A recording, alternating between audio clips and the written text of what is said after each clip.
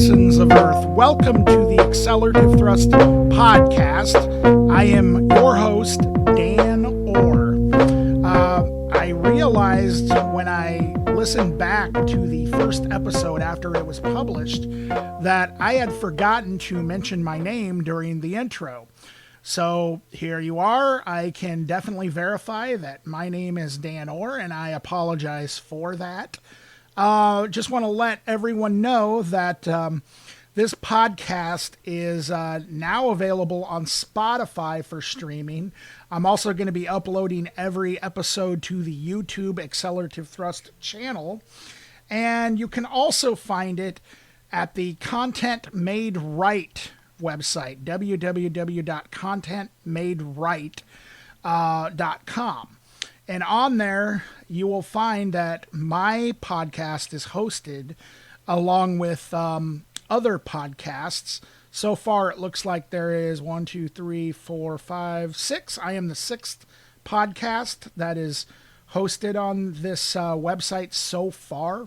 The other podcasts are the Brood Awakenings, which is Seven Hills Brewing, the company that Carl Busch, the guy who actually invited me to put my podcast on this website, he and the head brewer Brian Zymet, this is the company that Carl works for, they talk about a lot of different beers throughout the year. Meteor City is described as an alternate history sci-fi audio drama created and produced by Wrightwood Studios from the Quad Cities. That sounds really cool. So that sounds like it might kind of read like almost like an audio book in podcast form, like a continuing story. The I'm Super Stoked podcast, created by Sean Pryor and AJ Venz, and the description on the website is based on anything and everything that they are super stoked on, and it allows you, our Generation Y take on music, movies, video games, beer, wine, current events, and nearly everything entertainment. That sounds like a lot of fun. Drinks and Discourse, Carl Busch sits down with local businesses, and they just talk about he talks to them about the great work that they're doing for their community. The Breaking In podcast, which is talking about small and medium-sized businesses and their journey of what it takes to be the owner and the leader. That sounds really interesting. And then me, the Accelerativ Thrust, hosted by Dan Orr. Accelerativ Thrust opens up a can of worms in which he invites on guests to discuss topics ranging from music, comic books, TV, movies, conspiracies, and many other things he finds interesting, plus other ramblings by himself. It's a pop culture smoothie. Of course, I ripped that off from Weird Al Yankovic when he described himself and what he does as a pop culture Cuisinart. So, just so everyone knows, that description, that part of the description was inspired by Weird Al Yankovic. Ladies and gentlemen, the guest that I have on today is Erik Whittaker. He is a guy who I've known since high school. So we're talking 20 plus years. He was one of the first inspirations to me regarding playing music locally, as he was one of the earliest people that I remember playing music in Muscatine, Iowa, the town that I grew up in. And he was always writing these really great songs and playing with really fun bands. And I don't remember how I actually got introduced to him or how I started talking to him. I think probably it was just at a show. And I think I just probably walked up to him and told him good job from one of the many bands that I've seen him in throughout the years. And we just started talking about music. And ever since then, we run into each other every now and then. He lives in Iowa City. I live in Muscatine, or between Muscatine and Iowa City. And so, we don't hang out a lot or anything like that, but every time that we run into each other, we always have a really cool conversation, and it's always about music.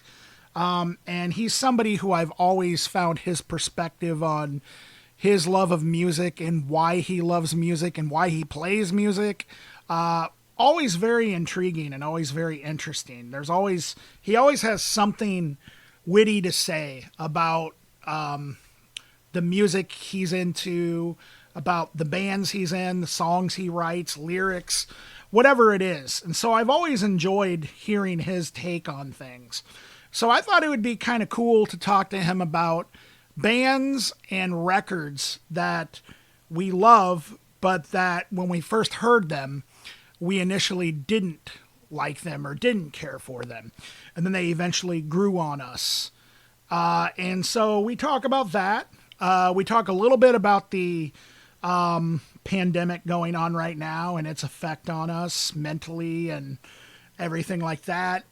We don't really go into too much on that. But some of our conversations about the specific albums and bands gets pretty passionate. We talk a lot about one of the bands in particular, which I'm not gonna give any spoilers. But we could do an entire episode on that band, we've decided. And I'll let you guess which band I'm referring to after you listen to the conversation.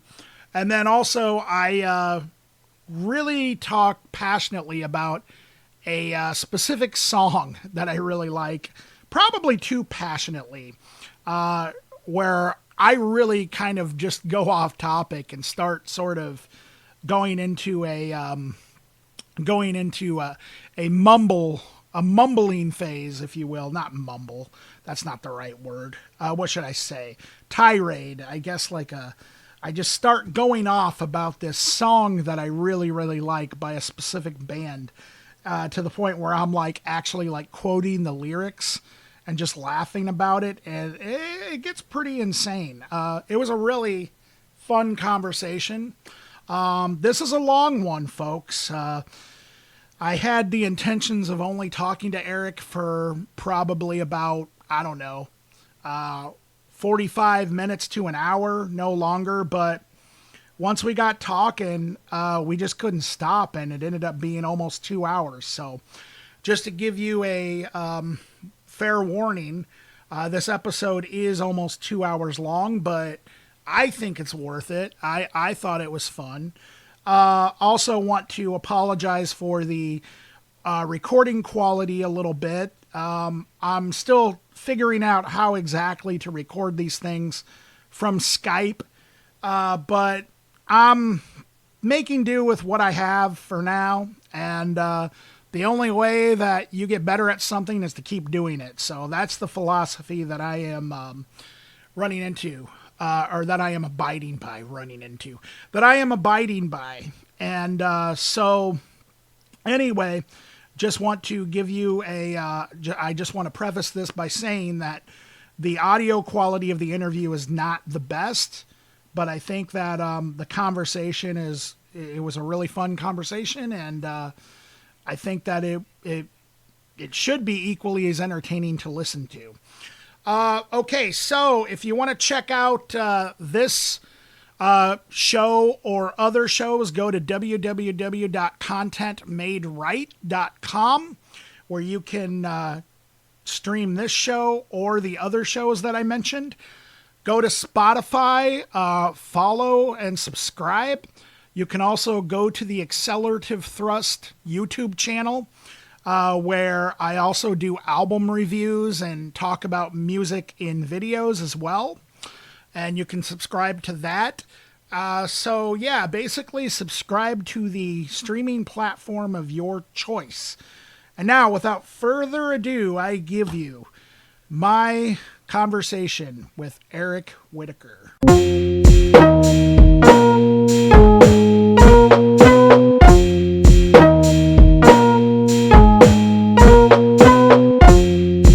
So how you been, Erik? little weird in the world. Oh, yeah, of course. It hasn't gotten any less weirder, that's for damn sure. What's that? It hasn't gotten any less weirder. No, that's true. How have you been? Oh, I've been doing pretty good. Everything is completely normal with me. Nothing different, just living life, because we're opening back up in Muscatine. Yeah. So, it's all, just back to normal life for me. Yeah, there's a lot of things opening here as well, but I don't think I'm going to do anything. So. Yeah, no, I haven't. As tempted as I've been, I go out, I get groceries, and sometimes I'll go out and take a little ride. I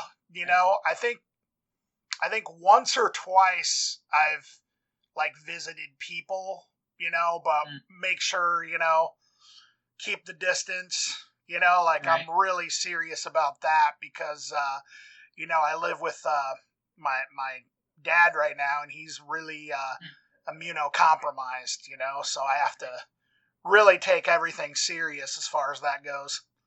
Yeah, absolutely. Yeah. It's definitely right now is it's uncertain, and I don't think things are going to get certain for a long time. No, yeah, it's hard to have a long view right now. It's like I can do it to an extent, and then if I let my mind go too far, then I just freak out. Exactly. I can only take in a little bit of reality at a time, and just get to the next level, of where we are, I guess. But yeah, if I think about the entire world and the future and everything, it's a little too much. So yeah, exactly. And it's so easy to sit there and just, like you mentioned, let your mind allow you to just freak out about everything that's going on. Yeah. And so like what I've been doing, obviously because something that we have in common and that I have in common with most, if not all of my friends, probably all of my friends, is, of course, music. Yeah, and absolutely. That's, like what I've been doing is I think I mentioned this the last conversation, but I've been making playlists of bands and doing their complete discography in order, and then listening like what I'll do is I'll listen to like one album from one band, and then move on to another album from another band, and then just go down the list until I finish each discography, and then I'll start like another list. What it is, the idea is that I'm discovering bands that I've known about, bands or artists that I've known about for years that I haven't gotten around to listening to their entire discography. And what I've been finding is that there's so much music out there that I'm surprised I never was into. Oh man, I don't post a lot on social media or whatever, but not so long ago I posted about finally listening to the first Fugazi record, which is hilarious. Like, everyone I've ever known basically has been like into Fugazi, and I just didn't do it, And I've got to make a confession. I was one of the people that responded with surprise to that. Yeah, but it happens. Like there's so much. It's like, it's really difficult to know which way to go with your music listening. Like, I could spend the rest of time just listening to avant-garde composers. You know what I mean? Like, that could be just what I dedicate the rest of my life to, and going back and listening to that, or going back and getting way into obscure no-wave stuff or whatever. But then you also have to figure out the stuff you missed and still listen to the stuff you like and try to get into new stuff all at the same time. Like, it's really pretty overwhelming. I don't actually know how to be a music fan anymore. No, it's almost next to impossible, because I almost feel like the lack of limitations that we have now has affected that. Exactly, because you just have to buy a record. I mean, you could go to the record store, you could buy 10 albums if you wanted to, but you still had to make it through those 10 albums before you really moved on. You know, now it's like, listen to, 3 songs off of something and say, I don't know, and then move on. It's kind of like what you were talking about with what we were going to talk about today, about things that maybe you weren't into the first time you listened to it. And I actually don't know if I would have continued to try to get into those things if I had access to every album ever made. Yeah. I may have just moved on. Yeah. Know? Yes, exactly. Exactly. There was, and I hate to, this is not intended to sound like, like a moment where I'm being like that old guy that says, oh, back in the day, this is what we had to do. You know what I mean? But like, it almost is like, sort of like back in the day, that standard story you always hear, back in the day, we had to walk to school in 10 feet of snow, like that. It is almost kind of like a good analogy to compare, like, how music listeners are able to get into music and access everything so easy now and listen to everything for free versus back then when you did have to do like a lot of digging. And so, like, I do wonder if there is kind of like a truth to the idea that music was maybe more special back then. Although that's kind of like I don't know, that it's such a weird argument because there's so many variables. But sometimes you get into that state of mind because you and I both kind of there's a difference in age between us, but we both still, we're coming up kind of in our prime when, like cassettes were still kind of like how bands recorded their demos, For sure.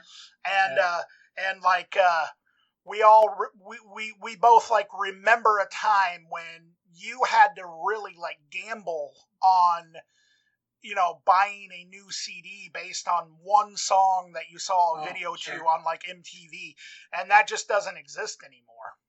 Well, yeah, but it's kind of cool because, like, I don't know, one of my favorite things that ever happened regarding taking a gamble on, kind of, I don't know, on music. When I was a kid, I was maybe like 13. Probably 13 or 14. And I was at Jack's, which was a discount kind of retail store, kind of like Walmart or whatever. Oh, yeah, I remember Jack's. I don't know. It was a long time ago. So, but one of the cassettes they had in like the Super Saver bin, they had this rack of cassettes or whatever, was the Velvet Underground and Nico. And I bought it absolutely because there was a banana on the cover. Like, I thought it was funny. I was like, wow, a banana. Okay. And I thought the name of the band was interesting. I was like, okay. And I took it home, and I mean, not to be cheesy, but like it 100% for real changed my life. Like, forever. And a lot of the reason, this is going to sound really stupid, I thought that Lou Reed sounded like Gordon Gano from the Violent Femmes. So I was like, well, he kind of sounds like Gordon Gano, so it's obviously good. I had no idea about the history or anything about it. And like just taking that risk, and who knows, I might have put it on now on Spotify, got halfway through Sunday morning and been like, oh man, this is really lame or whatever. And never had listened to it and never moved forward from that moment, which was a moment that's marked by hearing that music. It Yeah. was me before that and me after that. And it was just because there was a banana on a $3 cassette tape. Yeah. Yeah. So I Yeah. don't know. Taking a risk with music, it's a big deal, and I think it's something that is sort of missing now. Yeah, and I think that's kind of that. I guess that's more kind of what I meant when I was talking about music being. I don't think that music was any better in the Right. 80s and 90s than it is now. I mean, you can find just as many awesome bands right now as you could then, probably even more, to be honest. For sure. If you actually like looked. But yeah, no, it was kind of almost like a perception thing, I think, where it just felt more special because of experiences like what you just, because I remember countless times I would read interviews with, Nirvana and Green Day, and then they would talk about Jesus Lizard or Right. Big Black or something, and then I would just go out and buy a Jesus Lizard and Big Black album because of that reason. Which is hilarious, because if you were into Green Day and you went out and bought Atomizer, yes, it should not probably appeal to you. No, yeah, that's very true. But like, if you actually and I don't know what your feelings or thoughts are about Green Day, but Green Day were themselves as individuals were always awesome about being into all different kinds of music. Sure. And the one thing that people kind of forget about where Green Day comes from, and this is getting off track a little bit, but I find that interesting because it's, on the surface that does seem totally true that Big Black shouldn't have any connection to Green Day whatsoever. But Green Day came from the Bay Area, well, I don't think that they were actually from the Bay Area, but that's the scene that they would play to all the time.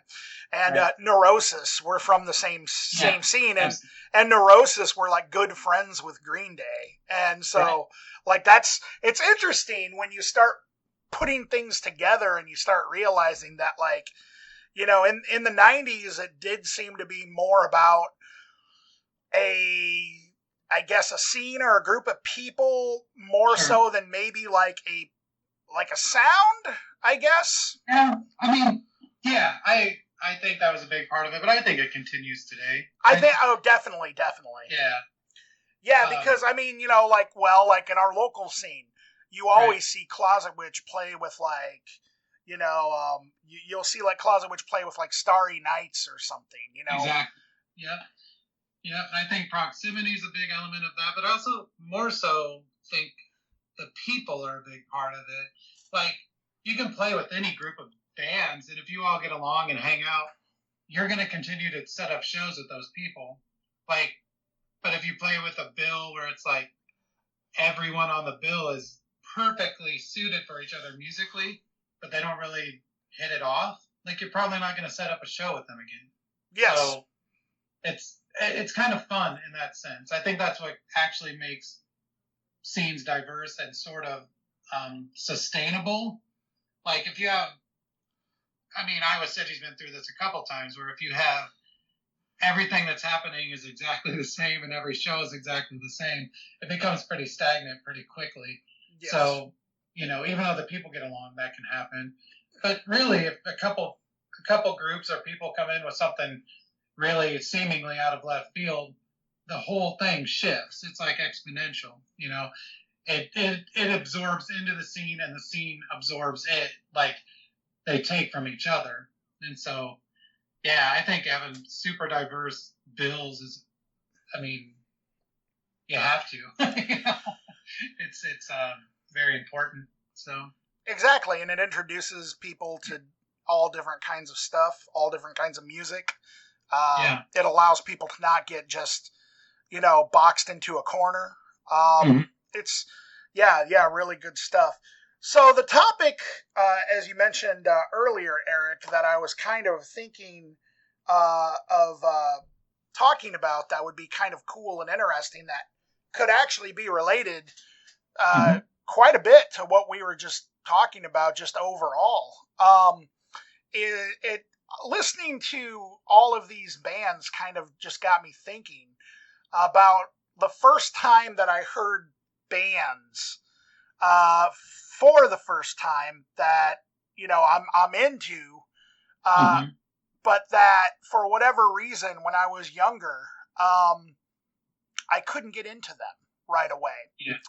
And there were actually, there's quite a few that come to mind. Are there quite a few that come to mind on your end?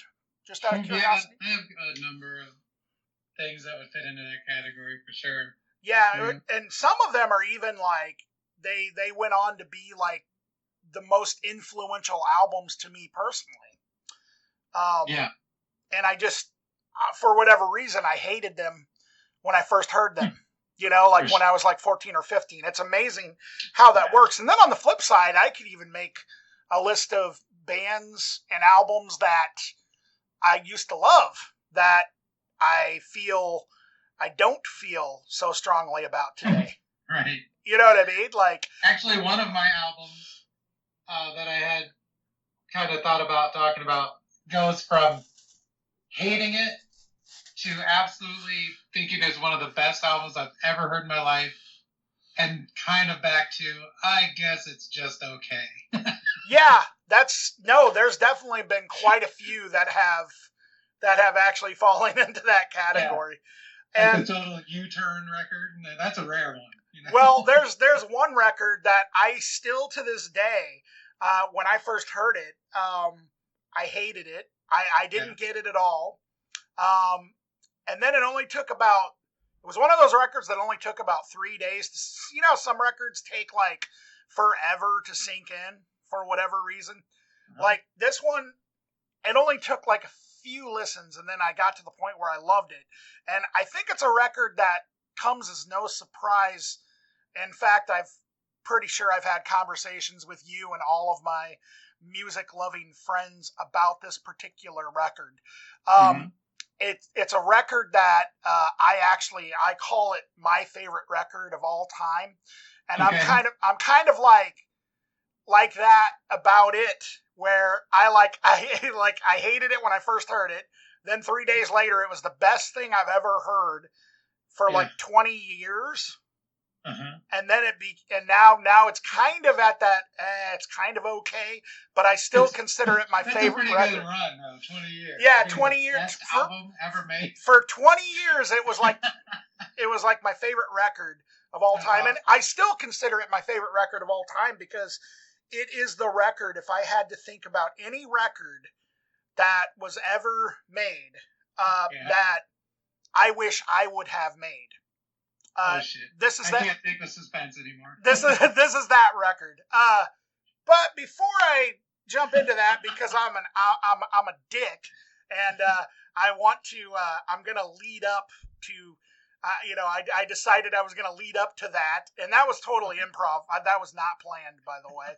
So I apologize for that, Eric. But anyway, before I get into that, though, being as you're the guest, I would like to hear some of your picks for what do you want to do? Do you want to go ahead and go? You want to discuss records that you didn't like that you then liked, and then do you want to after a little while do you want to shift it to records we loved but now don't care for that much? That one might be harder. I usually stay pretty loyal. Okay, all right. Let's. Yeah, we can do that. I can come up with something for sure. Okay, so, I mean, I think for me it will just be pretty much a genre, like more. Shit, yeah. More than anything you want else. to talk about traditional ska for a while. Yeah, there we go. All right, so how about, being as you're the guest, how about we hear some of your picks for records that you absolutely didn't like when you first heard them, and now you love them. And then some of your reasons behind them. Okay, well, I'm just going to go for it. Hopefully this isn't the album you have picked out that we were leading up to. I have a feeling... Are you still there, Eric? Cool. Eric? Yeah, yep. Okay, I'm sorry. I thought I lost you there for a second. I have a feeling that the record my favorite record of all time probably isn't yours, but I don't know. Okay. I've been surprised before. I would be really surprised if it was your favorite record of all time. So yeah, Disco Volante by Mr. Bungle. Okay. My first one. Mr. Bungle was my favorite band. Probably from about 90, 91 through all of high school, all the way through to like 95 or 6, I guess, 5, when I think Disco Volante came out. It was amazing. Mr. Bungle had pretty much everything that I loved about music at the time.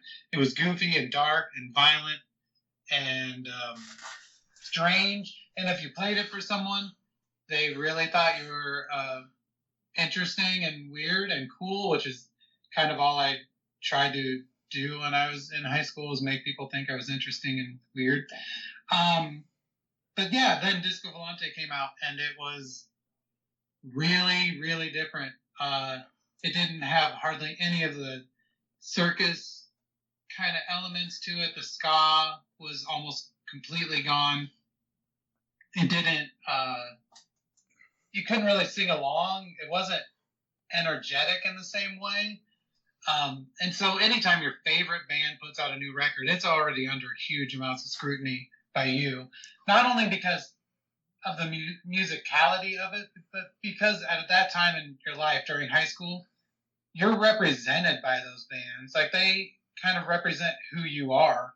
Like, you walk around saying, I am a fan of this, and that makes me identify as a fan of this. Like, people know that about you or whatever.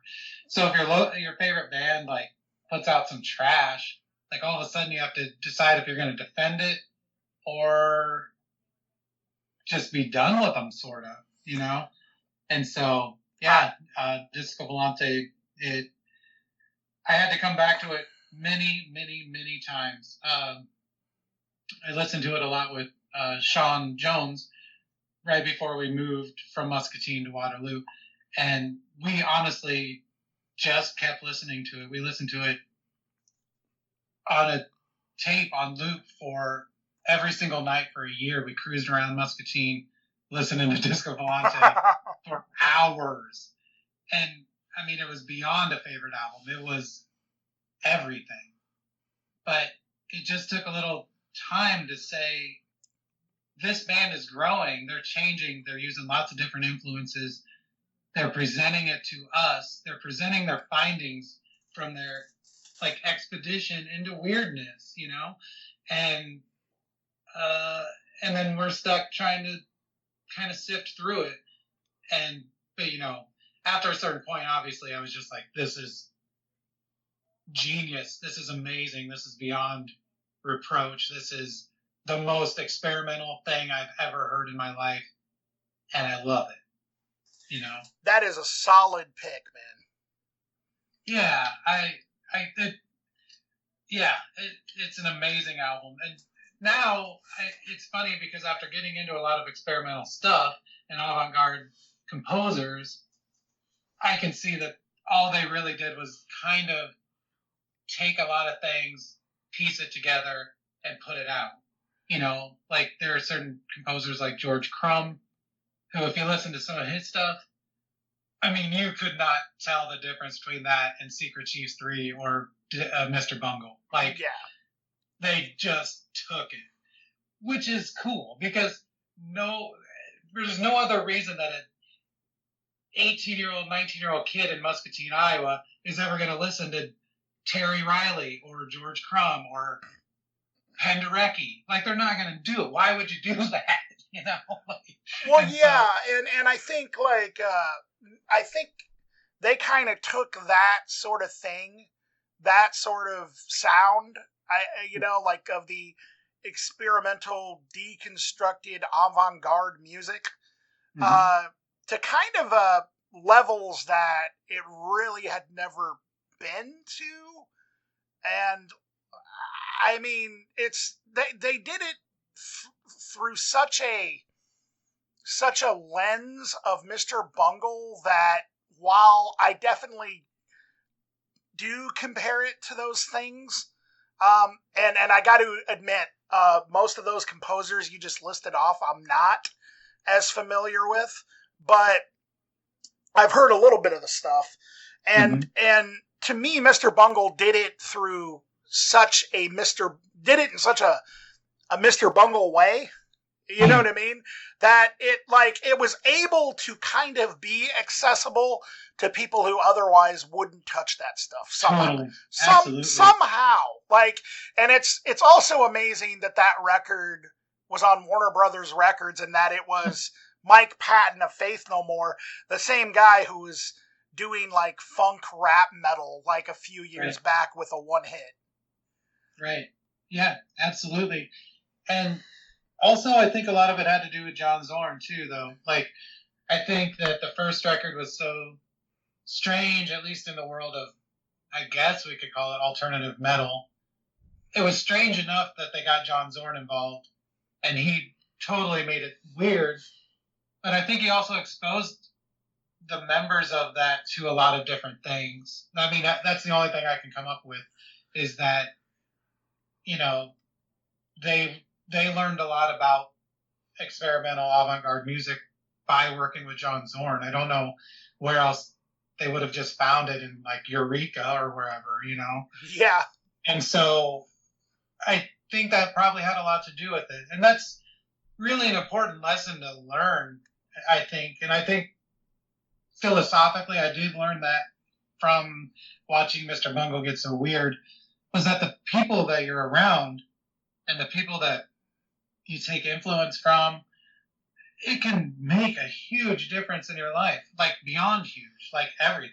Like, and it doesn't mean that you always have to be the coolest person that knows the weirdest things, but just kind of be friends with a group of people or as many people as you can that are into different weird things, you know? Absolutely. Like, all of my friends were weird, way down into deep, weird rabbit holes with music. And I just got to pick from them what I was going to listen to, you know? It was like Sean would be into industrial, or Salick would be into whatever he's into, or, you know, just all of my friends had certain things that they liked. It was almost like a filtration system set up, you know? Sure.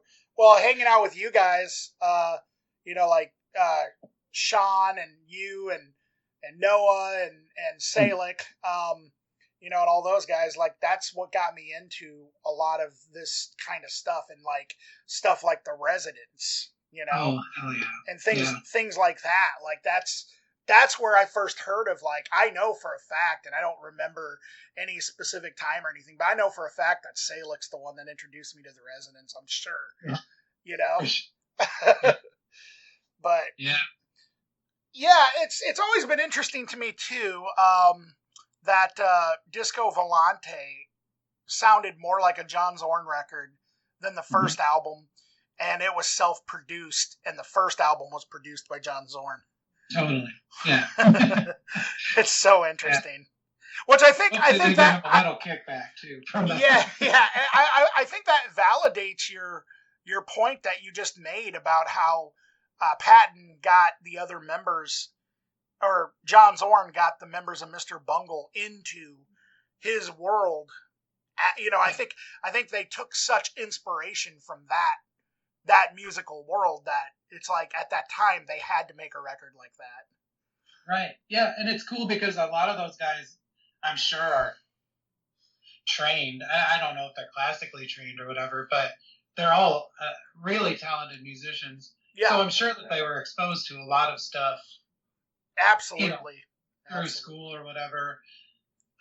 But more so being open to it, you know, and being, as a band, I think it's really interesting to make a decision where you're all going to be open to change and open to doing things differently than what was successful for you before. I mean, I don't know anything about that because every band I'm ever in only does one recording, but so we don't have to grow. Yeah. But yeah, for a whole band to just say, yeah, I'm willing to do that. I'm willing to have just fall apart into, a repeating phrase, drone, and then into ska. Like, it doesn't make any sense. But all it would take is everyone being open Yes. to come up with those ideas, Yeah, and I can imagine how difficult that would have been, especially around that period of time, to get anybody else willing to do that when they're signed to Warner Brothers. Absolutely. Can you imagine, like, you could play, and I'm not putting anything down, but with a far enough view back, you can see that almost everything was a trend. Oh, yeah. And so, like, Mr. Bungle, although interesting, and Primus, although interesting, and Fishbone, and Voivod, or whoever, like, there was an element of all of those bands could have been successful in a certain way for a long time, just hanging out together and playing together. Yeah. And Mr. Bungle, essentially, with this album said, I guess we're just not going to have any fans anymore. Yeah. At least not the same ones. I mean, that's big. Yeah, exactly. And then in the end, like most true, like, pioneers, they ended up probably having more fans because of it. I think so. I think as far as maybe not Mr. Bungle as a band, but definitely as a group and like a collective output, sort of, like everyone who was into Bungle all of a sudden was like, oh shit, this is way bigger. Like, now there's Secret Chiefs 3, and now there's Lovage, and now there's all the John Zorn records, and then now there's Zodic Records that puts all this stuff out, and all of a sudden you were just buying into not only one funk metal band from California, but like an entire thing. It was like, yeah, oh shit, I listen to experimental classical music now. Yeah, absolutely. Absolutely. It was a really interesting time period. Yeah, for sure. At least in that sort of scene. All right, so yeah, Disco Volante, that's a solid pick. I would agree with you 100% on that, but I don't have personal memories of when I first got into disc. Honestly, like, the only thing I remember is my friend Josh, who you also know, actually. He loaned me, I had only heard The Real Thing, and that was it. Like, I thought Faith No More were, but I didn't know anything existed with, like, Mike Patton beyond that. I knew Angel Dust, but, like, right. King for a Day had just come out, and I remember he loaned me King for a Day, the first Mr. Bungle album, and Angel Dust, because I hadn't heard any of that. And then I went out, I just went out and bought both Mr. Bungle albums, and I honestly don't remember my initial reaction to that record, but I know that at some point I loved it. Yeah. Yeah, for sure. But what are some other picks, Eric? Well, the other one is almost the exact same story. Like, for real, all the same characters, sure. The same sort of idea. My other favorite band, one of my other favorite bands at the time during, high school era or whatever, was Ween. Oh, and, yeah. Yeah, and what I loved about Ween was what I think everyone loved about Ween at the time. It was like a dark, insane, dirty version of, like, They Might Be Giants. It was right. Like, goofy as hell, but it also was like kind of gross and brutal and stupid, like, and irreverent. Like, the stupidity was just, it was purposeful. It was like, I don't know how to describe how stupid we is or was. Yeah. And I loved it. I loved the idea of someone just doing bong rips and inhaling Glade and just hitting record on a Tascam with some garbage drum machine and just being worthless, just absolutely worthless. Which, when you're young, it's as far as I remember, I haven't been young in a long ass time, but I remember just this feeling of destruction. Like, you just wanted everything to kind of fail. And you just wanted to be part of it. You were just like, I don't care. I'd rather lay in bed and listen to Ween and not give a shit about anything. Like, I don't know, maybe kids aren't like that now, but I feel like they were in the 90s. But anyway, so That's so true. Wallace So true. came out, and it was really good. Like, really good. And it wasn't very offensive. It didn't seem very stupid. And they were writing songs and trying. And I mean, there were moments on other records, on Chocolate and Cheese and everything, where they would write a beautiful song or something, but they always had to mask it. Like there's a song, Birthday Boy, I think it's on Godwin Satan, I don't know for sure. Yep. Gorgeous, amazing song. Like, really beautiful. But it's under so much noise and crap that it's almost unlistenable. And they had to do that to save face. They had to say, all right, we're getting sentimental here. We're showing our true feelings. We're going to have to mess this up and make it shitty. Like all the offensive stuff in Baby Bitch, same kind of idea. Like, well, we're getting a little too real here. Mm-hmm. And so you get to the Mollusk, and in a certain way, it's the unrealest thing they've ever put out, because it's all a concept record about like the sea or whatever, you know? But at the same time, it's gorgeous. But at first I was like, fuck this. If I wanted to listen to whatever was happening at the time that was just really nice, normal music, it was like, why would I do that? If I wanted to listen to Dave Matthews, I would do, or Counting Crows, like I would do that. Like, we represent something, and this record, The Mollusk, is not that, you know? But then over time, I fell in love with it. I absolutely adore it. And there's still moments in it. I can't even listen to the last track without crying, for real. I'm almost crying talking about it. And I just realized that irreverence and self-destruction, it does have an expiration date on it, you know? Like, it doesn't mean that it's not valid and something you can tap into when you need it, but it can't be the whole thing all the time. Like, self-destruction can't be your whole deal all the time, or your time is going to be really short and ultimately looked upon as pretty wasteful, you know? And so I think that's kind of what I took from that, was everyone has to evolve a little, you know? Like, you have to change a little, or otherwise, what have you done? You're stuck. I mean, maybe Motorhead doesn't have to, or whatever, or Slayer. But, you know, other people do. So, yeah. But then, of course, that album became one of my favorite albums. It still is. I still can put it on, sing along with it, and be really, really stoked to be having that experience, you know? Yeah, I mean, Ween, dude, like that's definitely one of my favorites for sure. My experience with Ween, real quick, not to cut you off here, Eric, but no, I want to get your take on all of it. Yeah. But Ween, I mean, you know, my best friend Travis, he's the one that got me into Ween, and you know, I just remember I saw the video to Push the Little Daisies on Beavis and Butthead.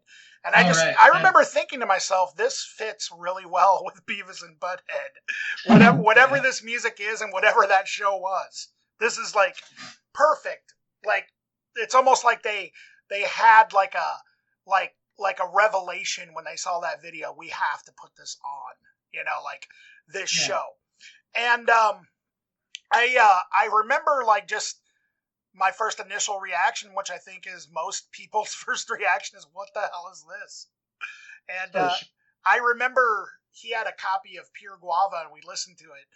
And I always associate Ween, early Ween anyway, with like those hot summer mornings, 10th grade summer, when you're like, you know, you still are able to wake up at 1 o'clock in the afternoon without being judged, drink a whole 2 liter of fucking Coke, and eat nothing but pizza and leftover birthday cake all day. and like not be viewed as like a threat to society or something. Right. Like, you know what I mean? Like, you know, because you're 15, you know, you're 15 and you're 16 and responsibility doesn't matter at all. That's what I always associated like listening to early Ween with, and I still do. And there's still a part of me that thinks that Hey Fat Boy Asshole is the best song ever written. like you It know, might be. I mean, I can't disprove. No one can disprove it. that's true. I mean, yeah, dude, that's gonna be my argument. Like, yeah, that band sucks. It's like, oh yeah, prove it. Yeah. Like, Right.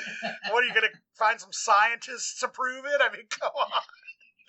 But like, that would be great if they started doing scientific studies Man, about. I'll tell you what. If there is a way I could be a scientist and just listen to Ween all day, I will take that job. I'll go back to school right now. Yeah, studies have proven this band sucks. Yeah. But anyway, but then yeah, I mean, I didn't really acknowledge or appreciate Ween's actual talent. I mean, I you know, I loved those records, but I didn't think of them in terms of like, these guys are really masterful musicians and songwriters. Right. Really until even after the Mollusk, like I listened to the Mollusk, and I could actually, I'm not going to put that on the list, but I could actually put that on the list of records I first heard that I didn't really care for at first. Mm-hmm. But I really started to recognize them as really good musicians and songwriters about the time that Quebec came out. And I was like, and then I went back and then I was like, holy shit, this whole time I have not been paying attention to how awesome these guys. I mean, people forget they made a goddamn country album. And it's really good. And it's a country album. It's like it's not. People will say that is not a good record. Yeah, they're before the Mollusk. That definitely has some of the best songwriting, like through and through, from beginning to end. A well-written song. Yeah, that record has it. Like, and some of them are great. I mean, dude, I Don't Want to Leave You on the Farm is actually a song that will actually, like, if you actually think about it, it'll put you in tears.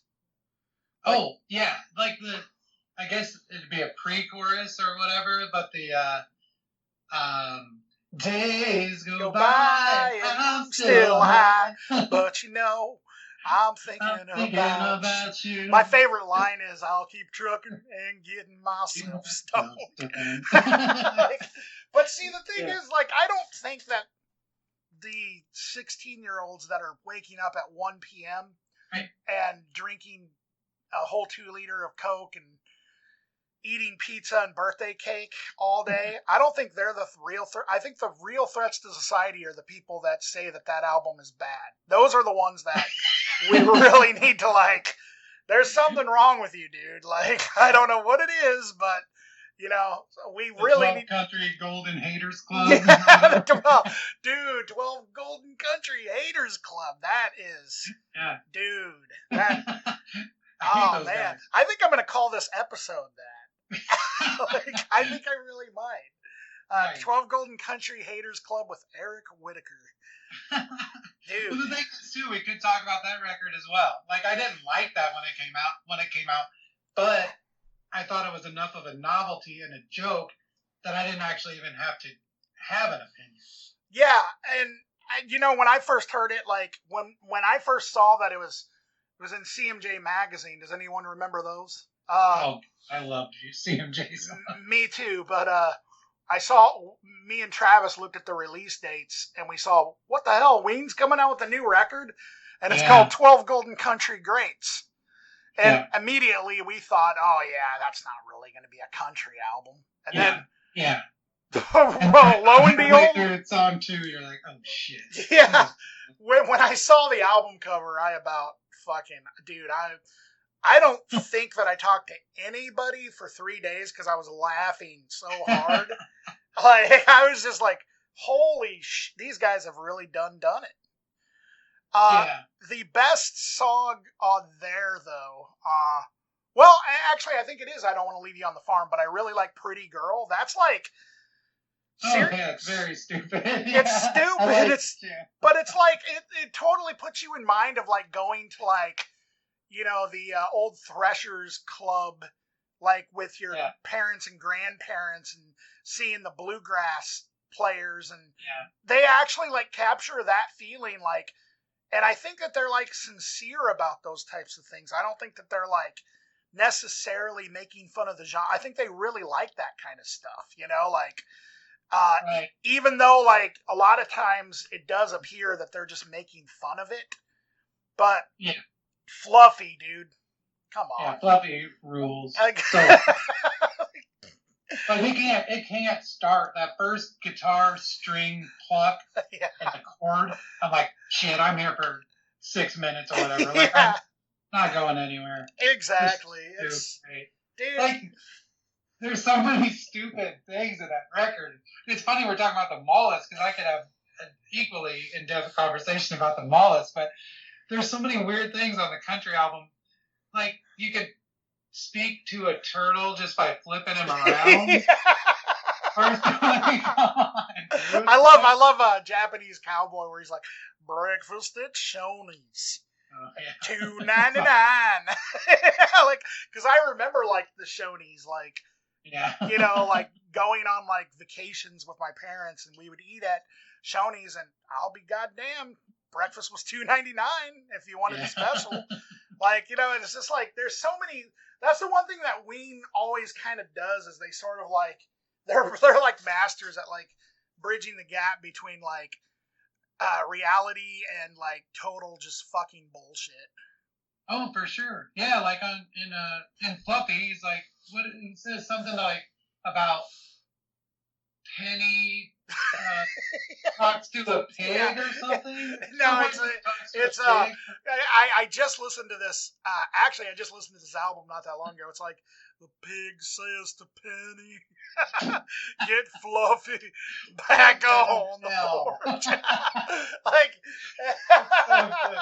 and I just love how it's like, so you got this dog that chews his leg off, and then he, like, goes running, and let's get, like, everybody back on the porch for some reason. It's just, it's so ridiculous. But then, you have those, like, sincere, like, moments, like with every Ween record, if you think about it, like, hell, even on, even as far back as, like, kind of Pure Guava to a certain extent, like, you actually have those moments of just pure, like, honesty and vulnerability, where it does seem like maybe they're actually writing about a true, like, relationship or something. Like, well, I don't know, maybe not Pure Guava, but, like, where they tried to do what? You cut out for just a second. I'm sorry. I don't know what you got, but I was just saying, like, on Pure Guava, even, like, there's parts that are, like, parts of that album that are, like, it almost, you know, you could almost hear, like, vulnerability coming out to a certain extent. Like, for sure. I mean, it goes all the way back to the Pod. Like, their whole discography has moments. Like that song off the Pod, actually, specifically, "Oh my dear, I must be falling in love." Oh, you know? yeah, it's so sweet. Yeah, it's so sweet. Or, like, Sarah, I think, is on. Sarah. There's so, even Pork Roll, Egg and Cheese, if you take the chorus out, is a really tender song. That's kind of how they've always been, like, their entire like. Dude, actually, one of my favorite Ween songs ever is on the special edition version, the reissue of God Ween Satan. Okay. Hippie Smell. Have you ever heard that song? I have heard it. I don't remember it offhand. I don't think I have that copy of the record. Okay. Special edition. They used to have it on Spotify, but for some reason, but you can find it on YouTube. But that song, it totally sounds like a cross between, like, a 60s hippie jam song meets, like, a 90s alternative jam song that's trying to be a 60s hippie jam song. Like, you know what I mean? Like, it totally sounds like that. And it's like the chorus is like hippie smell patchouli oil head, and then like one of the guys, I don't remember what it is, it goes into this like weird sort of like part in the middle where like they where like one of them is just like playing like some dad, like some like retired like sergeant who's like bitching at him about Grateful Dead posters on the wall. And he's all like, you can see the Grateful Dead posters on the wall. And then towards the end he's like, oh yeah, you must go back to the 70s. Those were really groovy times. And then he's like telling him that he wouldn't want to be alive in the 70s. He'll probably get his hippie ass killed. And then they turn around and they do like, Ween will do like a 7-minute like jam song. You know? Like they're just. I'll have to check that out. I don't know if I know that track or not. I got way too into describing that song. Okay, dude, because it's just one of my favorites. Okay, dude. So, dude. He actually does that at the beginning. He says, dude. You know, just like it's great. Yeah, you got to listen to it, Eric. Okay, so far we got Ween the Mollusk and Mr. Bungle Disco Volante. Any others? I couldn't really come up with a lot of other records. There are bands, of course, but we can talk about that now. Yeah. Let's talk about the bands, because actually I have some bands too. Cool. Well, for me, these are all kind of bands that influenced me a lot after I decided they were worth a shit. Sure. Because at first I hated them. Sure. The first one, I think we could go with Suicide. I don't know if you listen to a lot of Suicide or not. I've listened to them a little bit, and I'm definitely familiar with them, and I know what their sound is. But I'm not. I can't make like a. I don't have an opinion either way on Suicide. Gotcha. Oh yeah, the first time I heard them, I was just like, "Well, this is trash. I mean, this is so worthless. I don't even understand how this got made. Like, it's just seriously like a drum machine, and not like a 808 or like a modern sort of drum machine, but like an organ drum machine. I grew up with organs and organ players. We always had one growing up. My grandparents always had one. So like numerous times in my life, I had turned on the drum machine on the organ, cranked the tempo, and pretended I was playing like heavy metal or something, you know? So to hear someone doing that, I was just like, okay, well, that's dumb. And then just like some organ and sort of like early synth sounds over those drums. And then a guy just yelping and talking. It was just like, it had no merit and no value. And I just thought it was the dumbest thing I'd ever heard. And, but then I listened to it some more, and then some more, and then some more. And before long, it was easily one of the touchstones for everything I've done since. Whether it be anything, whether it was anything that I've worked on. It could be bluegrass, it could be hardcore, it could be electronic. But there was always this feeling of, you can just let this ride for a while. You can just force people to be present in the song by having nothing happen. You know, it was like, this thing's just going to happen. When a Suicide song starts, you're in it till the end of the song. That's it. Like, nothing's going to change. Nothing's going to get interesting or better or worse. You're just there. You have to be present, and you just have to accept it, and you can either get into it or you can hate it. And ultimately, I got into it. But for a long time, I hated it. So. Wow. Yeah. Yeah, I know that Suicide is very influential.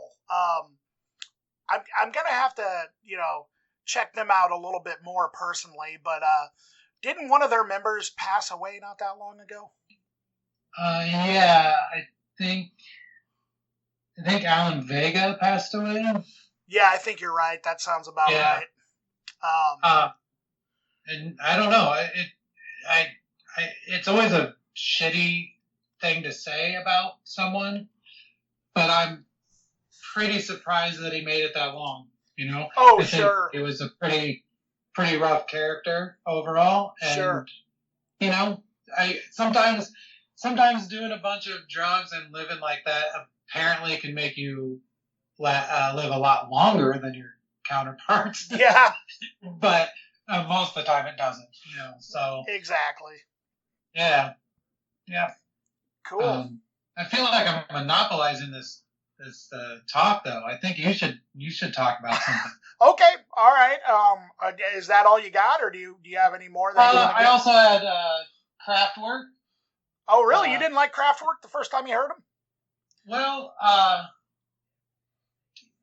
I got into Kraftwerk. Well, you know, probably more so like in 1997 or so when Gimpy started, and we were kind of combing the past for any sort of like synth stuff. Sure. So we were into everything from the Cars to Gary Newman to Kraftwerk to Stockhausen. Anything that used the synthesizer, we were into. Sure. So that's when and of course Devo. But Kraftwerk was, before that, all I knew about Kraftwerk was there was this Saturday Night Live skit where Mike Myers was like a German DJ or something, or he hosted a dance show, an industrial dance show. Yeah, wasn't that like Sprockets or something like that? Yeah. His name was Dieter. Yeah.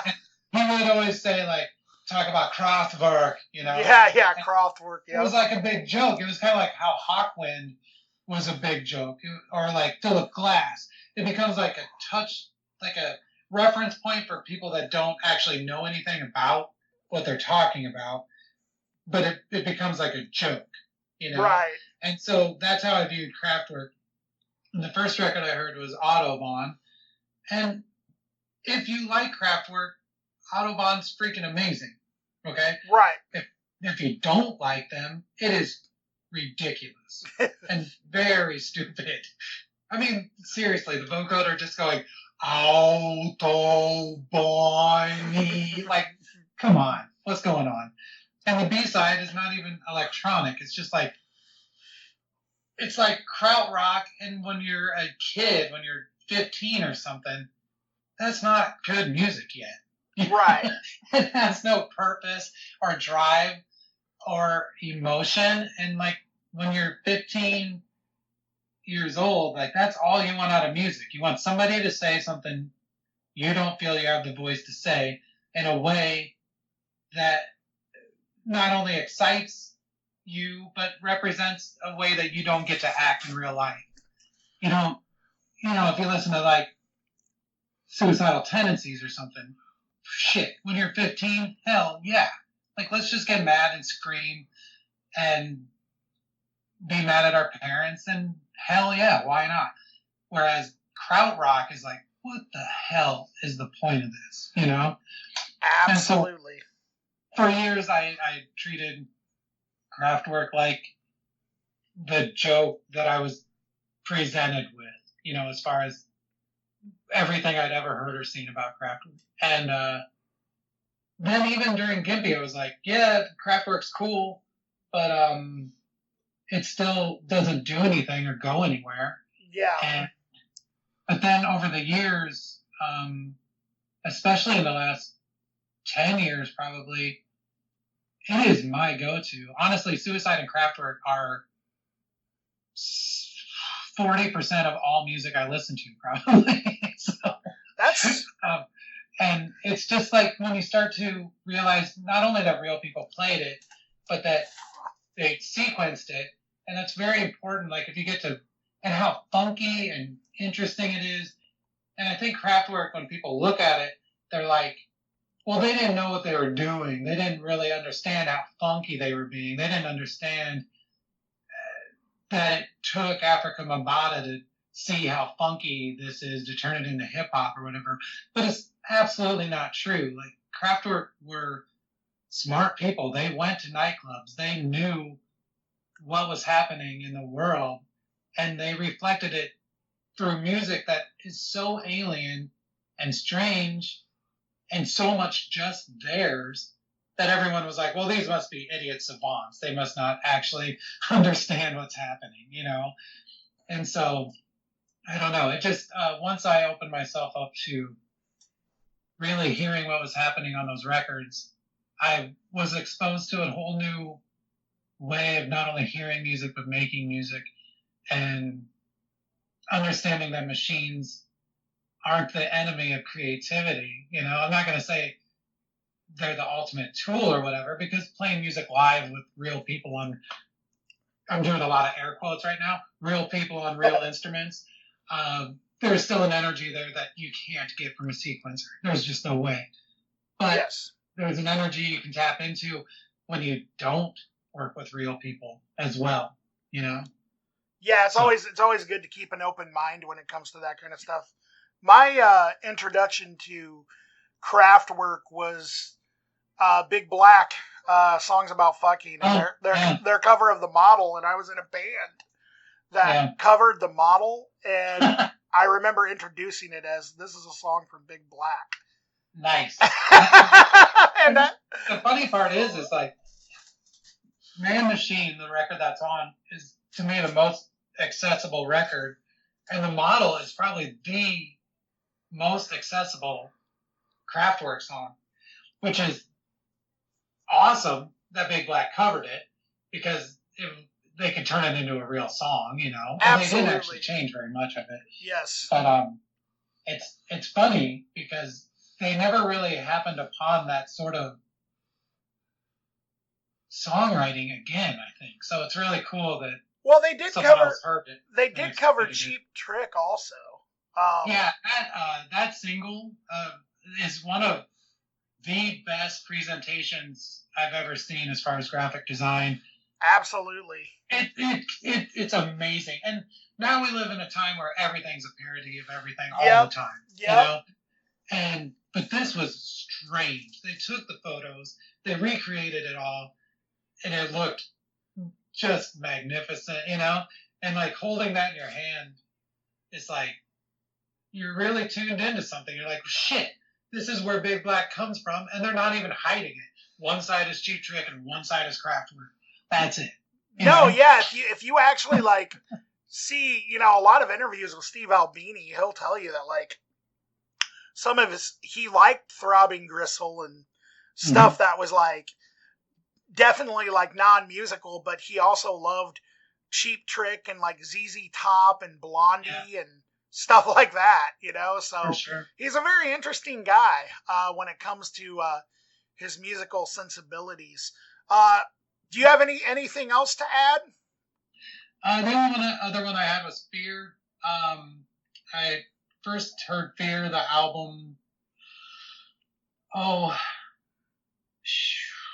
must be maybe like 15 years ago now, and I couldn't believe it.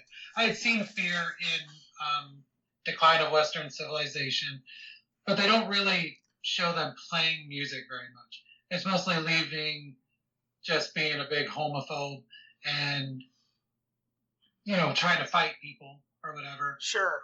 And so I didn't really think that much of them. I thought, well, this is kind of I don't know what this is, because they didn't really play any music on Western Civilization. So I heard Fear the album. I thought it was, beyond garbage. Like, not only was it poorly played, poorly produced, but it was just misogynistic and homophobic and stupid. It was how I imagined. Okay, this is a really stupid reference, but in the Flintstones, there's an episode where Fred becomes like a rockabilly star, okay? And he sings this dumbass song. I don't even remember what it is. But it's like just the most homogenized, stupid version of what rockabilly was or whatever, you know? Right. And it kind of felt like Fear was the same thing. Like, here's this old dude, came back from Vietnam, saw this scene where he got to be a dick, and play music, and he just pretended to write punk rock and make punk rock music. And I still sort of think a lot of that's true, but hear me out. The music is outrageous. Like, I don't know if they were geniuses or if they were idiots or something in between, but it's really strange stuff. The timing is strange. Just how the songs are outlined. The melodies are just really strange. The song Camarillo, I was in a group called Los Voltage, and I can't say how much that one song influenced what we did, because the timing was just super confident, like so confident, like I said, that you can't even tell if they know what they're doing. And so, I took a lot from it. I also just took a lot from this idea of,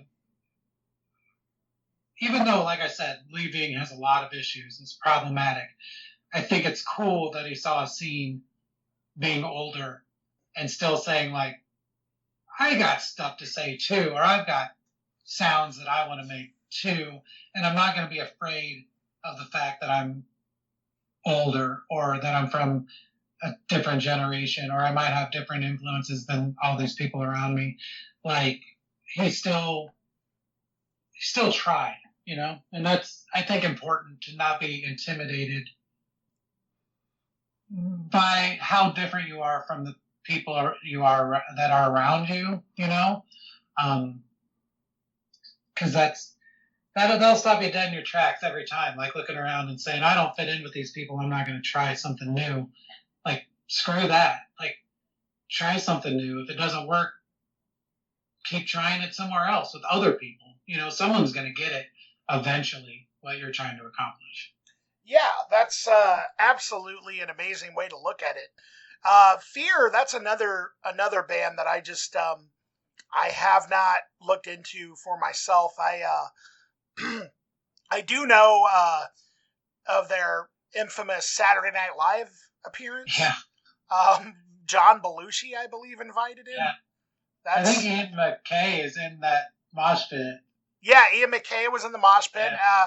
Probably a bunch of other, like, DIY hardcore heroes were probably, I would suspect, I wouldn't be surprised if, like, members of, well, I don't know, I guess at that time, Henry Rollins probably would have been living in LA, but I was going to say maybe, like, members of Black Flag or something like that. Yeah. I mean, who knows? It's hard telling, but being like that took place in New York, I could just imagine, like, everybody from the East Coast just piling into vans and just being like, we got to go check this out, Yeah. It's an amazing performance, not only because it's pretty out of control that they're performing those songs. Like, people always say that Lee Bing actually sings the words to I Don't Care About You, because the chorus is I don't care about you, fuck you. But I don't think he actually says it. He kind of dances around it, syllabically or whatever. But the thing I really like about it are these moments of, like, silence, because that's when you know something has actually gone way out of control, way off the rails, is when everyone around is silent. And that's a scary thing. Like, not to keep talking about my groups or whatever, but in Those Voltage, there was a lot of violence all the time. And as long as the music was playing and people were interacting and having fun, it just seemed like whatever. But a couple times it got so violent that we had to stop playing, and then it was just silence, like, and people getting hit. And it wasn't even like, it was just like dead silence and this sound. Wow. And it's like, that is terrifying. That's beyond fun. That's like, we're in a moment here where literally no one even knows what to say, let alone what to do. And I think that comes through in that SNL performance. It's like, Jesus, I can't believe this happened. Yeah, that definitely is one of those moments where, you look back and you're just like, wow, the world sometimes, even like for lack of a better way to describe it, the mainstream commercial world sometimes will stumble upon things that are very interesting long enough that it grabs the attention of other people that would otherwise not have anything to do with that. Yeah. Another thing that comes to mind in a different way, but that you can almost kind of compare that to, is when Daniel Johnston appeared on MTV just out of the blue. Oh, right. Like he just happened to be there and he was promoting his cassette and they just let him perform. Like, that's just something that like couldn't happen today. Yeah. Or maybe it's not that it couldn't happen, it's that it wouldn't happen. Like, right. I couldn't just show up to like some like broadcast from Coachella or something. Be like, hey, I got this tape that I'm promoting. Let me play. I just, it's so interesting, when you go through the vaults of time, when it comes to that sort of thing. Okay, so is that the cutoff for you? That's about all I had, really, I guess. Okay. If you think of anything else, feel free to chime in, and if you got other ones that come to mind, and it's just like a moment where you're like, oh crap, I forgot about this one. Yeah. So I guess the more that I think about it, I have more bands than I do albums also. In fact, I only have one album. Okay. But I guess I could say band as well, because it is like I said before, it's my favorite album of all time, but it was also my introduction to the band. So technically I didn't like the band either when I first heard them, But the album is, the band is Modest Mouse, and the album is The Lonesome Crowded West. Yeah, nice. The first time I heard that record, I didn't get it. I thought it was garbage. I was like, what the hell is this? This is like, it's like some weird mutated Pixies or something, but it has some sort of weird Americana thing or something that I don't quite understand. And the lyrics are weird, and the song structures don't make any fucking sense at all. I mean, and the singer has this voice that I couldn't understand the voice. It was almost like some weird Talking Heads, like punk rock sort of thing or something. And I just remember, like, for some reason though, there was something about that record that kept coming back to me, to where I was like, I gotta give it another chance. I gotta keep, even though I hated it when I first heard it, I gotta give it another chance, Yeah. And I kept, and finally, like the third day of just forcing myself to listen to it, it clicked on me, and and I was just like, this is absolutely fantastic. Everything about the way that the songs were written, the sounds on that record, the production, everything about it just turned out to be perfect to me. Like, it just, like, it was everything that I wanted, that I would have strived for a band to sound like that I was in at that time. Right. And I still think of it in high regard, for sure. It's still one of my favorite albums, and I still pretty much consider it my favorite album of all time, or the album that I wish that I had written, because I can't think of any other album, except for maybe like Fugazi's Repeater when I first heard it, or like something like that. Big Black for sure. Probably more so Shellac than Big Black for me, probably. But I can't think of any other album that had that much of a lasting impact on me. Right. I can think of other bands, but like just one singular album. And I I do still think that it's a great album, but I definitely listened to it in a different way than I did then. Sure. But it pretty much, Lonesome Crowded West influenced my songwriting, the way that I looked at guitar sounds, the way that I looked at playing the guitar. I haven't played my guitar the same way since I heard Isaac Brock's guitar playing on that record. Hell yeah, that's amazing. And, where did you first hear it? Well, Tim Atkins. I went to Davenport or something with him, and he had a mixtape that he was playing, and I had just gotten into, not that long ago, the Pixies and stuff like that, and he asked me if I'd heard Modest Mouse yet. And, I remember they were still in that phase where they were a buzz band, and I saw like a up and coming little blip about them in Spin magazine or something, but I didn't think that they were like, I didn't think they were anything particularly good, or judging from that article, it didn't really sell me. You know what I mean? Yeah. And then he played me a couple of songs, and I thought, this kind of sounds a little cool.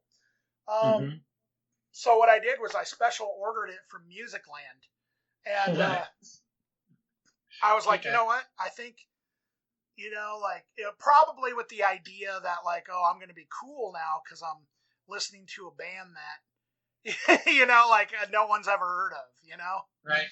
And sure.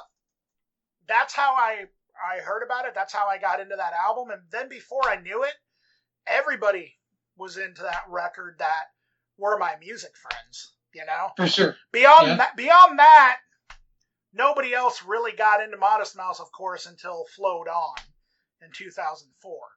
Now, of course, Right. They're highly commercial, Mm-hmm. But yeah, it definitely was is still to this day an influential record for me. And yeah, I never thought about music the same way since I heard that. I could also say that to probably a lesser degree, I could actually say that about Disco Volante as well.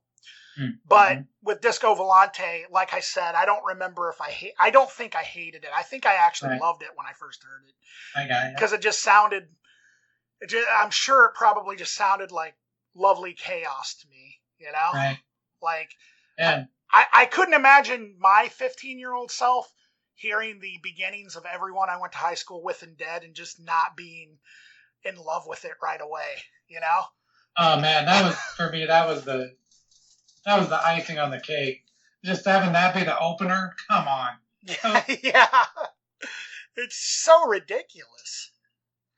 That's like, maybe we should have records that we were actually pissed off at. Yeah, dude. It made me so mad. My two records still would fit into that category. But, Yeah. the Lonesome Crowded West, I adored it. And I think Chuck showed it to me. I don't know if that was by proxy from Tim or if Tim showed it to you by proxy from Chuck. Right. But I know that those two got into it at the same time. And I remember Chuck, I guess I should say Chuck Moore for people that might not know who we're talking about. Yeah. Look him up and bother him on Facebook. No, I'm just kidding. We used to be really comfortable with each other. We could say, like, we weren't too worried about being too like quaint or tender or dear with each other. You know what I mean? Like, you have friends like that where you're not really worried about saving face or trying to be cool or whatever. So we would just sit around and listen to music in cars. We would just drive around town and park somewhere. You know. But I remember hearing Teeth Like God's Shoe Shine in Chuck's car in the driveway of his house. It was like the end of the night and I was getting ready to leave or whatever. And he was just like, you got to hear this song. And we just sat and listened to the whole record in his car. And yeah, like you said, I don't think I looked at music the same after I heard it. It was like it was very much to me like the Pixies, like a lot, like the drumming especially. Like if you think of like Out of Gas, like that's just drums, basically for a while. Yeah. It starts almost just, and the vocals I felt like were really a lot like Black Francis's, not quite as wild, but that same kind of enunciation and delivery. But it had something else that the Pixies didn't have, and that was, I think it was just letting things be really sparse, like beyond sparse, like just hearing a bass and some drums and a guitar, but only that, and only played in conjunction with each other, not like three people playing the same song, but three people playing parts of the same song, if that makes any sense. Well, yes, absolutely. And I just, it's a great pick. I loved it from the second I heard it, but still an amazing record. So. Yeah, it's definitely like, I definitely hear similarities to the Pixies, also in like the lyrics, because Isaac Brock and Black Francis both write all these like weird sort of, otherworldly lyrics that are just about like a bunch of like crazy shit, Yeah, but then they also have very specific statements that you can relate with, that make it seem personal. Absolutely. Have you watched the documentary on the Lonesome Crowded West yet? That's on YouTube. Oh, what's it called? I think it's just modest. Like, it's on Pitchfork. It's like okay. What's it called? Yeah, Pitchfork Classics. Yeah. I think, yeah. Like 45 minutes. All right. One of the most interesting things that Isaac Brock talks about, most of the lyrics and most of the themes about that record was actually about like the malls that were coming into his town and taking like over everything. So I think a lot of it was just about kind of like the same type of thing that we all. It's so weird because it was almost like a prophetic. It's almost like prophetic when you think, or am I even saying that right? It was almost like a prophecy. We'll say that. Right. It was almost like a prophecy of like what's to come and like, like small town America, like, sure. and feeling like, okay, your town is just getting fucked over by all these big corporations. Now you go to like Iowa City Cedar Rapids, and you go to like these big towns in Iowa where we're from, every single like corner has like a mall with the same like restaurants and the same stores, and it's really interesting. And that's kind of what that record, I guess, a lot of the lyrics on that record were kind of about. Yeah, well, it's funny because I was trying to find the right word for what made them different than the Pixies, and I think just how the level of bleakness that was involved in it. And maybe, that's the funny thing about packaging and presentation and the psychology involved in it. Is it really that bleak, or is it just the album cover of a cloudy sky in a city that makes you go, oh, this record's kind of bleak and sparse and, like a cloudy day driving down the road. That's like the feeling it gives you. Well, I think you also gotta think about the context. The band is from the Northwest. And so like, I've never been to the Northwest myself, but I would suspect that the weather is really dreary there all the time, Right. And so like, I would suspect that, because environment always has like an effect on art, the art that's created there, I think, And so like, I bet that there was a lot of that kind of going on in the, you know what I mean? Like, and right. It was probably just like, hey, this would be a good opportunity to get like, sort of like a bleak looking photo for the album cover. Yeah. And then, if you read a lot of his lyrics, I mean, like Bankrupt on Selling, that's like some serious heavy shit. Trailer Trash, you know what I mean? Like, it really was like just, a really but yet, like you were saying it, I think he really did a good job of speaking to people, even people who weren't going through the type of shit that he was talking about. Right. You know, Yeah. He just really did a good job of speaking to people on that level.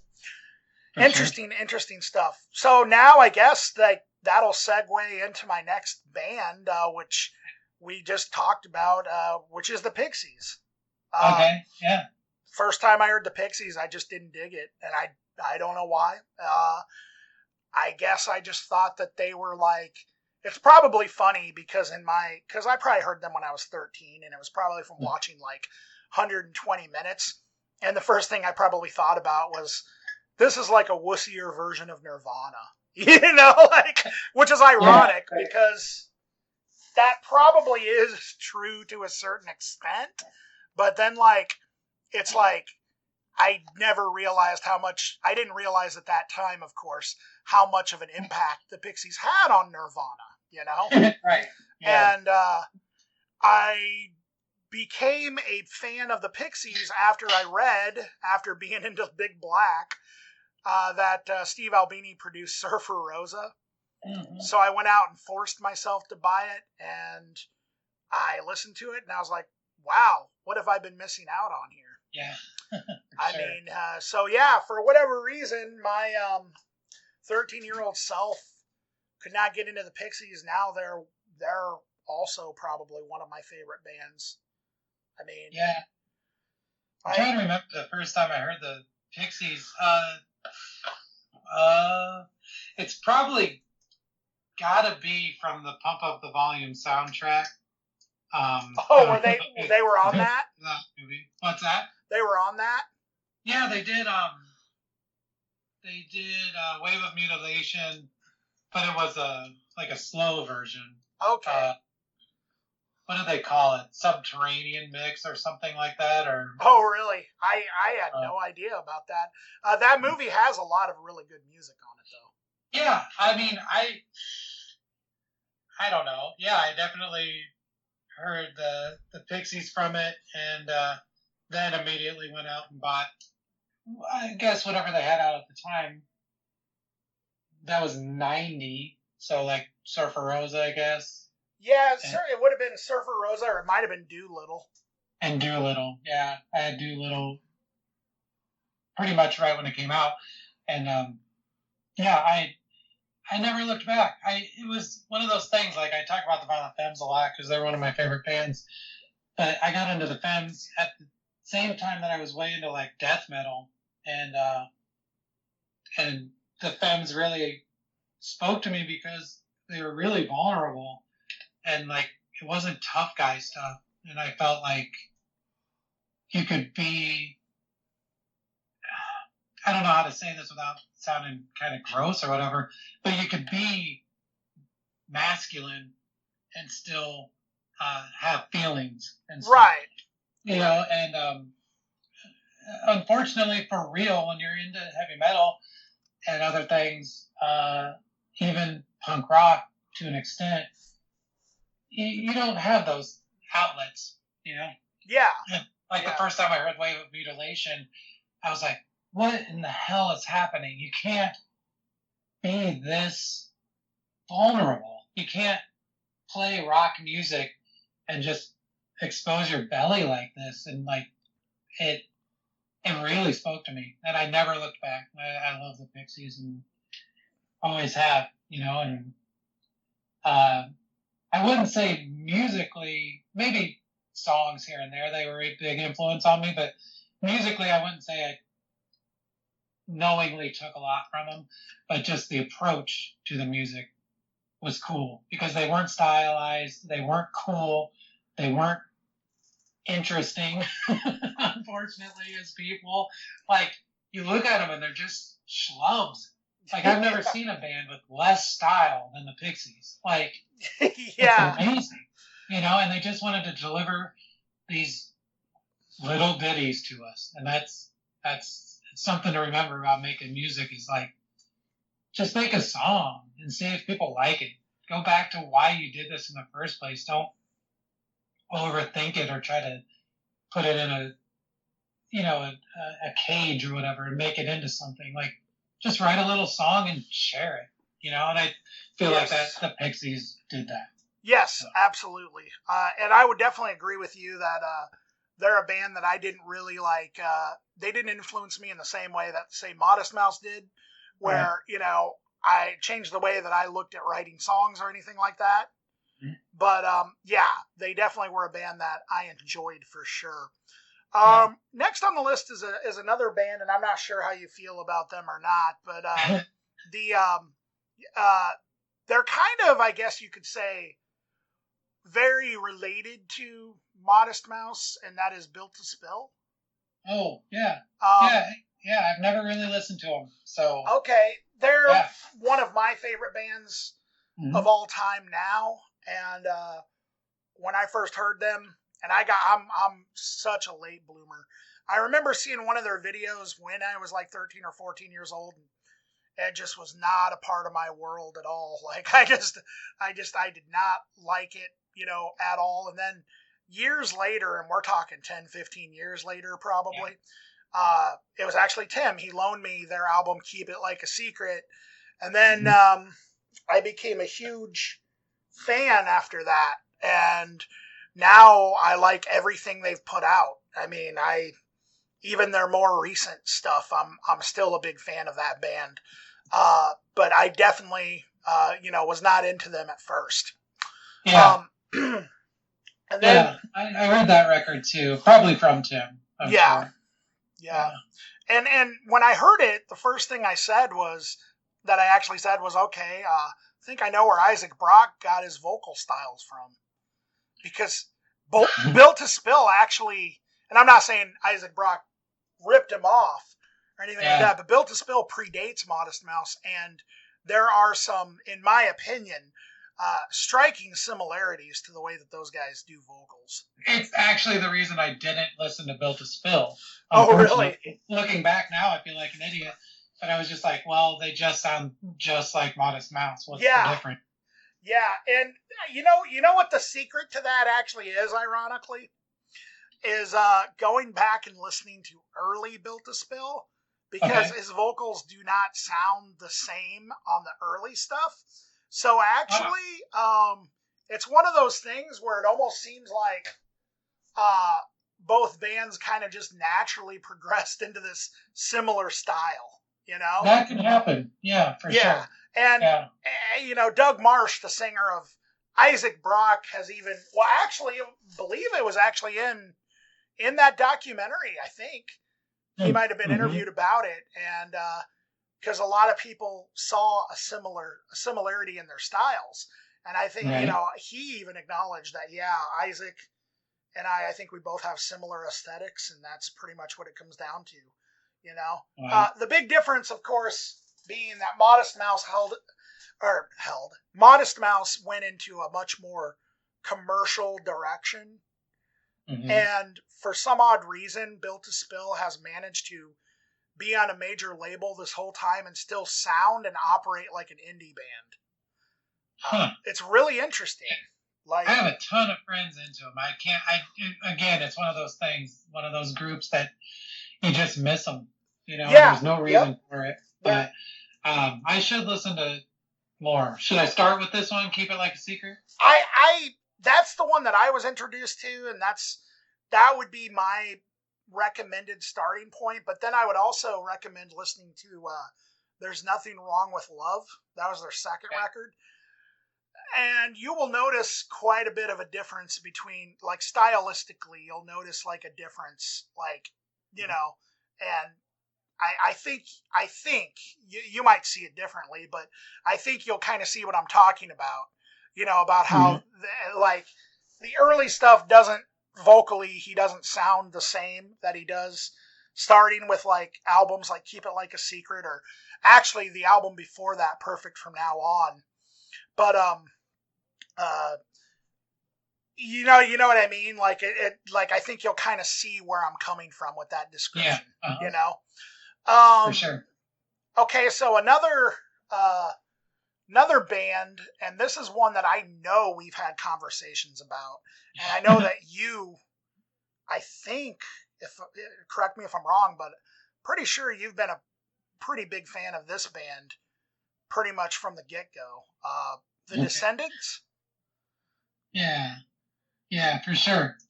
Yeah, it's funny, a lot of times I'll attribute getting out of heavy metal and into punk rock and indie stuff. I usually credit that to the Violent Femmes, but in reality, it was the Descendants. They were the ones that did it, huh? At 100%. And the funny thing is, you're going to not believe me, I got into the Descendants because of the Pump Up the Volume soundtrack. Oh, I believe that for sure, 100%. So, I can't overstate how much this movie, this kind of trash movie, really influenced the rest of my life. Well, it sucked. I have to just have this soft spot for Christian Slater for the rest of my life. It's the reason I would have had because of Gleaming the Cube anyway. But still, the pump up the volume is it's the reason why, honestly, and this is going to make you laugh, but it's the reason why I'm interested in doing podcasts. And for a little while, I was like, I want to do radio broadcasting, and I thought it would be fucking cool to do some pirate radio station. I wanted to do that because of that movie. I want to be Happy Harry Hard-On. Yeah, exactly. Wasn't that based on a true story? Didn't it actually happen? That I don't know, actually. But yeah, the first record I got was All, and so that must have been 1990. Yeah, that would have been their. That was their last album before they broke up the first time, wasn't it? Right. That was they put it out in 1987, I think, and I think that's probably my favorite one, actually. Yeah, it's amazing. It is. It's fantastic. But I want to hear about your transition from hater to fan. Well, I wasn't a hater. I just, for some reason, there was always just something about them that I just couldn't get into. I bought Everything Sucks when it first came out only because it was on Epitaph Records. Oh. Yeah. And what year was that? That was a lot later, right? 96. And I remember I had friends that were just really? Everything Sucks is the only thing you've heard from them? And I was like, yeah, that's all I really, for some reason, I don't know why, I just didn't care. It wasn't, and I think, looking back on it, the reason why is because that record itself was not a remarkable album. And so I guess I kind of just thought, it's a great record, it's a great album, but it's not one of their, it's not like Milo Goes to College, right, or anything like that. And I think that that's what ultimately got me. I sold Everything Sucks to the used bin a long time ago. I decided it was a record I didn't need, and then for whatever reason I thought, you know what, I don't really need to hear much more from the Descendants. And then I just, on a whim, I decided to buy their compilation, their greatest hits summary. And that got me into them a little bit more, but not to the point where I could call myself a fan. And then what really did it for me was I watched the documentary, The Filmage. Oh yeah, I haven't seen that yet. You haven't seen it? It's a great documentary. And when I saw that, I was like, okay, now I'm convinced. I need to really. So, now, like I said, I made about 6 months ago or something like that. And it's kind of sad that I'm admitting this, but 6 months ago, I heard Milo Goes to College, Enjoy. What's the second one? I Don't Want to Grow Up. Yeah. And All for the first time. That's awesome. I think it's great. And I was just like, you know what? It was from watching that movie, and I was just like, God, these guys are fucking awesome. Yeah, I think it's one of those things where to the world at large, I would say they're underrated. Mm-hmm. To music listeners and punk rock listeners, I would honestly say they're a little overrated. But I also think that all of that is warranted. So, Well, you know, they have this thing where they're like this really, they're their peers that they existed with at the time.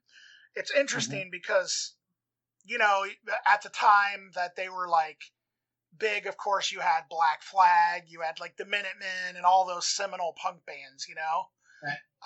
But like, the Descendants at the time were doing something in punk rock that nobody else was doing. And then it eventually became what everybody in punk rock was doing. Absolutely. Yeah, without a doubt. It's so weird. It's like they really are like the reason why pop punk became what it is. Yeah, I would agree with that completely. I would say that between Descendants and Hop Ivy, at least as far as attitude and everything goes, that it's kind of immeasurable. But again, like I said, that makes them somewhat overrated because they can't be. You can't say it enough. Like this was. Yeah. This was kind of ground zero. Yeah. It's like talking about Black Sabbath or the Ramones. In a certain way, you can't. There's nothing left to say. You can't tout it up anymore. There's no reason to. It's like, why convince someone, to that black, or Black Flag in a certain way too. Like all the seminal groups, like at a certain point, it's like, yeah, they did that. It changed everything. We'll never know what the world would have been like without them. Like, yeah, that's true. I can't overstate that. That's true. So, that's true. And it's. Yeah, well, and it's been overstated. It's like it's all done and done. Like every goddamn top 50 punk rock lists of all time has a Descendants record, a Black Flag record, at least one, the Minor Threat, complete discography, a Fugazi. Yeah, exactly. right. Wouldn't it be great if we made if we got hired by like Rolling Stone to do like a top 50 punk rock albums of all time, and it was we just included like bands we'd never heard that we just found on like Bandcamp. Like I wonder what their reaction would be. Like, yeah, the seminal band, you can find their album for free on Bandcamp. Yeah, right. Or the particularly bad record by a seminal punk group, like Soul Force Revolution by 7 Seconds. Like, everyone would be so furious. They would just be like, that record is the shittiest one. Or Into the Unknown by Bad Religion. Right. Have you ever heard it? You know that record, right? So Bad Religion, no. I don't know if you know this or not. I don't know. Are you into Bad Religion at all? Not all that much. I had Suffer and Stranger Than Fiction. Okay. I think. Yeah. And listened to them quite a lot. I liked them, but didn't go much further than that. Their first album was How Could Hell Be Any Worse? And it was like straight up just hardcore punk. It was like a lot different than the stuff they became known for later. Came out in like 82. Well, 1983, they put out their second album called Into the Unknown, and it was a fucking straight up prog rock album. Like, I'm not even kidding. Dude, it sounds like Genesis. Yes. I mean, it's really fucking funny. And why did that happen? I know, it's mind boggling. And then like only like 1,000 copies of the vinyl or something were maybe 10,000 copies because it sold so little. And I don't know, like if they just, it's not acknowledged. It's like the long forgotten Bad Religion album. You can't find it anywhere. Like I think there was a Bad Religion vinyl box set that was released that had like all their albums up to the point that it came out, which I think was like 2008 or something, that had like a reissue of it. But other than that, like I think that all the copies, their leftover copies got destroyed or something. Cause it just and then they broke up for a few years and then they reformed and did Suffer. But no, you got to go to YouTube. You can listen to it. It sounds like Yes, Kansas. It like fucking Dude, like it's serious. It has keyboards and everything on it. I mean, I don't know what the hell they were thinking. Like, you know it's gonna be my favorite album. Dude, it's probably my favorite album from Bad Religion. Like, I really wish they would reissue it. You know, like just if nothing else for the weirdness of it. Do they pretend like it doesn't exist? Or Yeah. what do they think of? I believe so. I believe that like Brett Gurewitz and he doesn't even want to acknowledge the record. Like it sold so poorly and got so much hate because of course it would. Just a year ago you put out How Could Hell Be Any Worse? Like it's unbelievable. Like but it's cool. It's like I think that's awesome that Bad Religion did that. I love it when people don't acknowledge their previous works, like Al Jorgensen with Sympathy. Like he just straight up doesn't. He acts like that wasn't a thing. Like yeah, that's bizarre to me. And I think Steve Albini wrote like some scathing review of that in some zine, and actually like threatened Al Jorgensen with violence for putting out a record like that or something. And then it was like right after that, like. And I could be wrong about that. I had heard that or read that or something. I don't know. The thing is, it just sounds like the industrial goth music of the time. Like it's just it's not that bad. Who gives a shit? It's just like it just had to be so. Well, even Steve, I guess it was like right after that, Al Jorgensen like made the stylistic change. So. Maybe Steve Albini threatening to kick his ass made Ministry. I would absolutely love to see that fight, though. I'm just saying. Yeah, I do wonder what would happen. I'd like to see it now. Yeah, it would be hilarious, wouldn't it? But yeah, no, and then that's interesting too because the first EP that Big Black put out called Lungs, I guess that's the only work that Albini is not happy with that he's ever put out. Like he finds it to be an unremarkable release, and I love it. I love that EP, but with Sympathy, I didn't think was that bad. Like, but I'm also not really much of a Ministry fan, to be honest with you. Like I never. Well, I mean, yeah, it definitely kind of asked the question of like, if you're gonna stick with a band. Regardless of what they do, like Ministry, I think easily by the late 90s, you had to basically be a biker or a skinhead or something. I don't know. Like you had to be really violent. You had to, at least as far as how you saw yourself, you had to like, it was heavy duty shit, And so this album that exists, that sounds like Depeche Mode, like that's hard to deal with. Especially when kind of that tough image thing is it's really fragile, And so have a record like that. I definitely feel sorry for you. They just sound like you'd have to fight them or something, Absolutely. I definitely feel sorry for the angry, people who like to otherwise beat people up. I feel sympathy for them. I wish that. I think that we should start a movement where we acknowledge their feelings. What do you think, Eric? Yeah. Hopefully they kind of figured out their feelings by now. It's been quite a few years. It'd be funny if we dress just like them and we're just like, we understand your pain. Make like commercials and stuff like that, But yeah, no, that's true. That's true. There was definitely like this. Even I like, wasn't it like those hardcore scenes, those underground hardcore scenes that existed in the 90s? You look at like footage, and most people who are like talking about that period of time talk about how incredibly violent those were. Yeah. Like the sort of straight edge hardcore scenes that sort of took place in like the 90s, Oh yeah. Yeah. I don't know. I never really was a part of a lot of that, and I don't know. Violence and me never really have gotten along all that well. Nah, me neither. I It was never. usually something that was wielded towards me, and I didn't care for it. That's about my relationship with violence. That's definitely how I would describe it too.